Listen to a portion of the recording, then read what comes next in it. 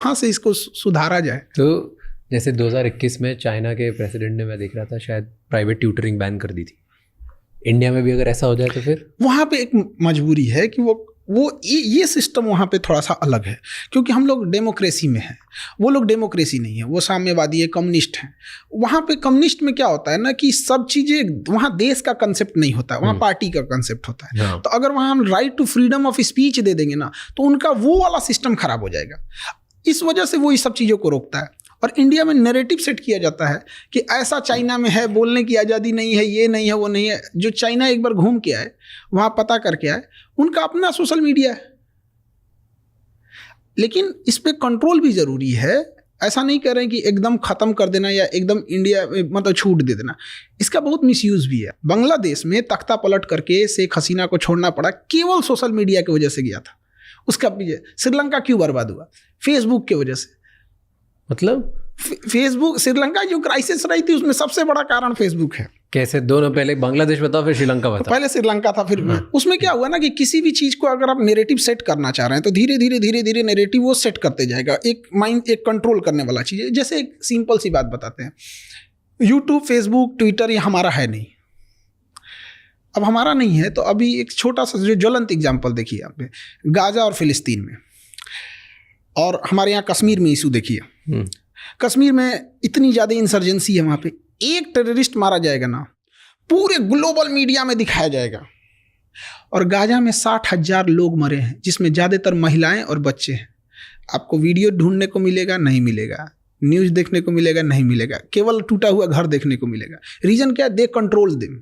और हम लोग अगर कश्मीर में कर देते हैं तो ह्यूमन राइट का वायलेशन हो जाता है। ये ह्यूमन राइट की पार्ट सिखाते हैं सभी सब हमको, ये सफ़ेद मुर्गा सब यूरोप में बैठ के जलियांवाला बाग में गोली चला के मारे थे सब। ये चुट्टा हम लोग को ह्यूमन राइट सिखाते हैं सब। जिस समय ये लोग जानवरों की तरह ज़िंदगी जी रहे थे ना, हमारे यहाँ वसुधैव कुटुंबकम चल रहा था। जिस समय दुनिया में केवल लूट खसोट मची थी ना, पारसी लोगों को खुद ईरान से भगा दिया गया था ना, तो हमारे यहाँ गुजरात और महाराष्ट्र में उन्हें रहने के लिए शरण दिया गया था। तो हम लोग को ये ज्ञान दे रहे हैं सब। तो सोशल मीडिया को हम लोग अनकंट्रोल करें। We are not digital India, we are digital user. हमारे पास डिजिटल इंडिया हम लोग बोलते हैं उसको, क्या है हमारा? यूट्यूब हमारा है, फेसबुक हमारा। आज अगर यूट्यूब, गूगल कह देता है कि आपको अपने जीमेल बना रहे हैं, हर जीमेल का 1 साल का चलाने का हमको 10 रुपये चाहिए, हमें देना पड़ेगा, सब बंद हो जाएगा, एंड्रॉयड उसका हो जाएगा। तो चाइना ने कहा कि we are not digital China, we are not digital user. उसने अपना बना लिया। तो इसको अलग नैरेटिव दिखा रहे हैं कि हमें से कोई सवाल ना पूछे। देखो चाइना का अपना ट्विटर, बट ठीक किया उसने, किया अपना, उसका अपना है ना, उसने चलाने पे बैन नहीं लगाया है, अपना चलाओ।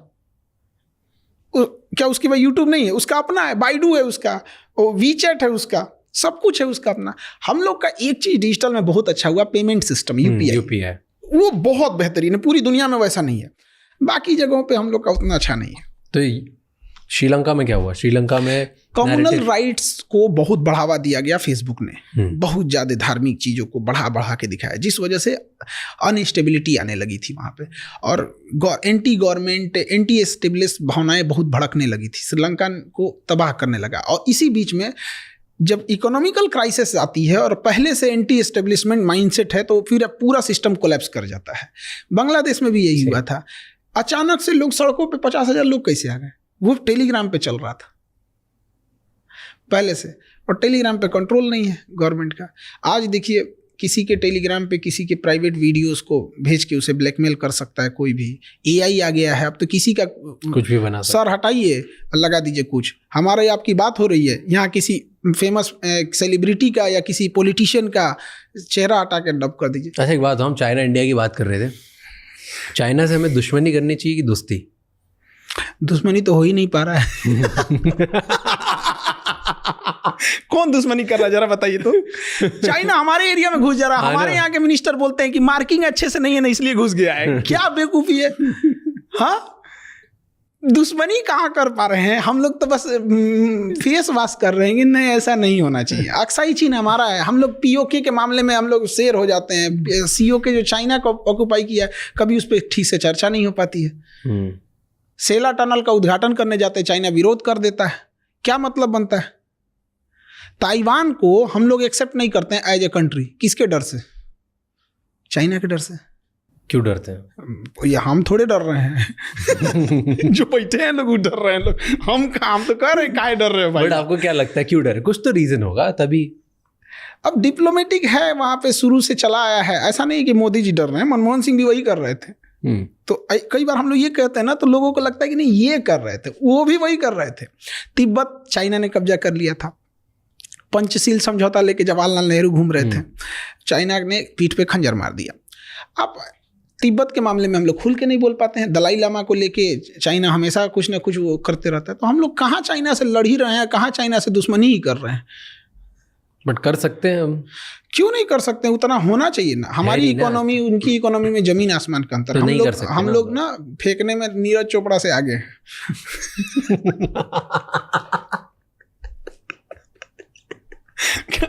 फेंकने में अगर ओलंपिक में बांसबाजी में होता ना तो गोल्ड मेडल हम ही लोग का रहता है वो कोई छीन ही नहीं सकता था, आदमी टेंशन फ्री रहता, चल भाई ओलंपिक में एक तो अपना फिक्स है, हमसे ज्यादा कौन फेंकेगा। अजीब अजीब हाल है, इकोनॉमी की हालत दुर्दशा है। इंडस्ट्रियलाइजेशन अब कहाँ चला गया किसी को मतलब ही नहीं होती है। जीएसटी का कोई और छोर नहीं है, किस चीज़ पे लगा दिया जाएगा जीएसटी का। अब देखिए मेडिकल इंडस्ट्रीज की बात कीजिए, हमारे यहाँ पता नहीं क्या कर रहा है सब इंजीनियर सब, इतना पढ़ लिख के कहाँ खप जाता है सब पता ही नहीं चलता है। MRI machine, CT scan machine Germany से आ रही है, नहीं बनती इंडिया में, और आज़ादी के इतने साल बाद। तो चलिए हर चीज़ में हम आगे नहीं हो सकते हैं, बेशर्मी कहाँ होती है। अगर कोई हॉस्पिटल वाला उस MRI या CT स्कैन मशीन को मंगा रहा है तो उस पर गवर्नमेंट चढ़ जाती है, मंगाया क्या रे, इंपोर्ट ड्यूटी दे। क्या बेशर्मी है। कोई MRI किस लिए मंगाएगा? बड़ी बीमारी के लिए। CT स्कैन MRI खांसी या बुखार के लिए नहीं होता है। कोई जा रहा है वहाँ पे तो मतलब इट मीन्स उसको सस्पिशियन है, बड़ी बीमारी का है। उस पर क्या जरूरत है भैया आपको इंपोर्ट ड्यूटी लगाने की? वो तो आपको अपनी बेशर्मी छुपा रहे हैं। आप इंडिया में बनाओ ना। स्टार्टअप इंडिया मतलब कौन सी गिलास और चम्मच छुरी कांचा बनाएंगे? स्टार्टअप इंडिया इसका मतलब होता है, ये कहाँ बनेगा? उस पर इंपोर्ट ड्यूटी कहीं से बनता है मतलब? तो बेशर्मी हो गई ये तो। बट इसलिए करते हैं ना इंपोर्ट ड्यूटी की, अगर इंपोर्ट ड्यूटी लगाएंगे तो लोग कम बुलवाएंगे, उसकी वजह से कोई यहाँ का इंसान सस्ती चीज़ बनाने की अच्छा कम आएगा MRI मशीन, तो कम आने की वजह से चीज़ें कम होंगी, नुकसान ज़्यादा है हमको।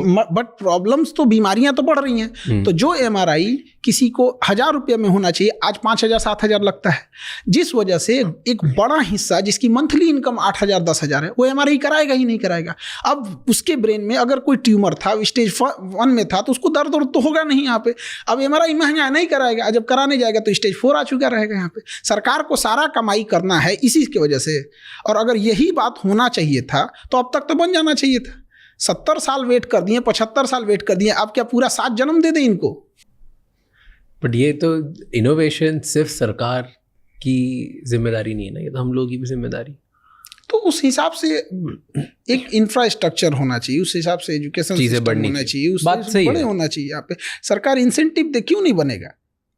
लेकिन बस वही है कि आपको हम कितना भी सैलरी देंगे, लेकिन आपके डिपार्टमेंट में वो सरकारी अधिकारी बैठा रहेगा, उससे नीचे देंगे हम आपको।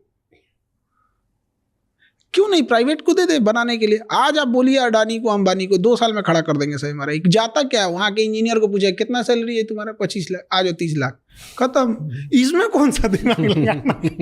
इतना आसान थोड़ी होगा, कुछ तो और नुआंसेस होंगे। ऐसा नहीं है कि हर चीज इतनी आसान होती है, बट नामुमकिन नहीं है, और इतना भी मुश्किल नहीं है कि जो 70-75 साल लगा दिए। अमेरिका के सामने हम क्या लैक करते हैं?